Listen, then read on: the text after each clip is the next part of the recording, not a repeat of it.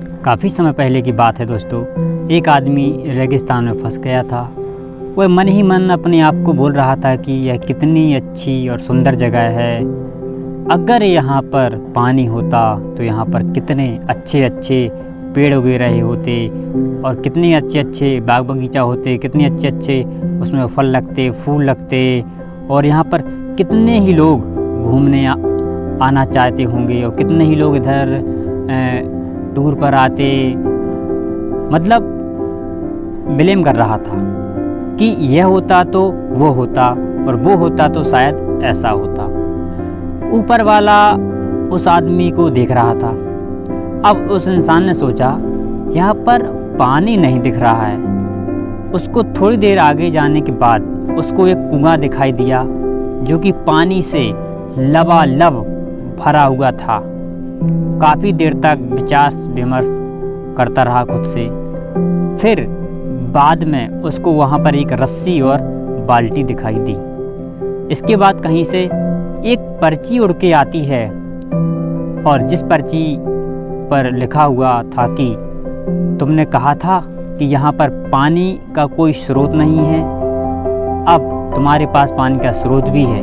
अगर तुम चाहते हो तो यहाँ पर पौधे लगा सकते हो। यह पर्ची पढ़ने के बाद वह व्यक्ति वहाँ से चला गया। तो दोस्तों यह कहानी हमें क्या सिखाती है, आप कमेंट करके ज़रूर बताएं। यह कहानी हमें यह सिखाती है कि अगर आप परिस्थितियों को दोष देना चाहते हो कोई दिक्कत नहीं, लेकिन आप परिस्थितियों को दोष देते हो कि अगर यहाँ पर ऐसा हो और आपको यह सोर्सेस मिल जाएं तो क्या परिस्थिति को बदल सकते हो।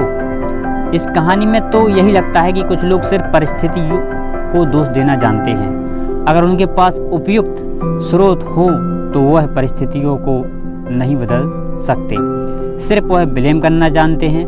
लेकिन हमें ऐसा नहीं बनना है दोस्तों। इस कहानी से हमें यह शिक्षा मिलती है कि अगर आप चाहते हो कि परिस्थिति बदले, आप परिस्थितियों को बदलो।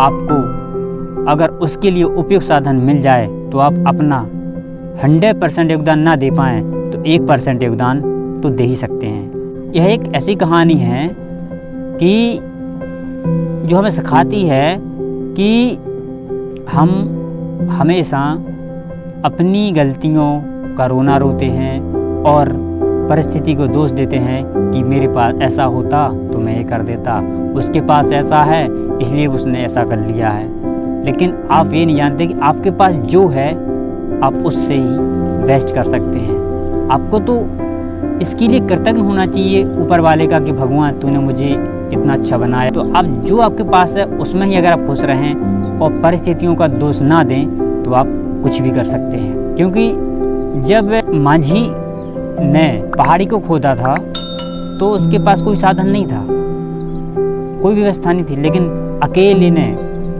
परिस्थिति को दोष ना देते हुए और पहाड़ी को खोद दिया था। और क्योंकि उसके पास जिद थी और जुनून था, पागलपन था और आत्मविश्वास था, जिसके जरिए उसने पहाड़ी हटा दिया था और वहाँ से रास्ता बन गई थी।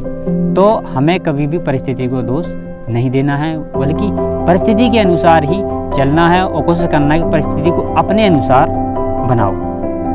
तो यह मोटिवेशनल स्टोरी आपको कैसी लगी आप कमेंट करके ज़रूर बताएं। हमें आपके कमेंट्स का इंतज़ार रहेगा।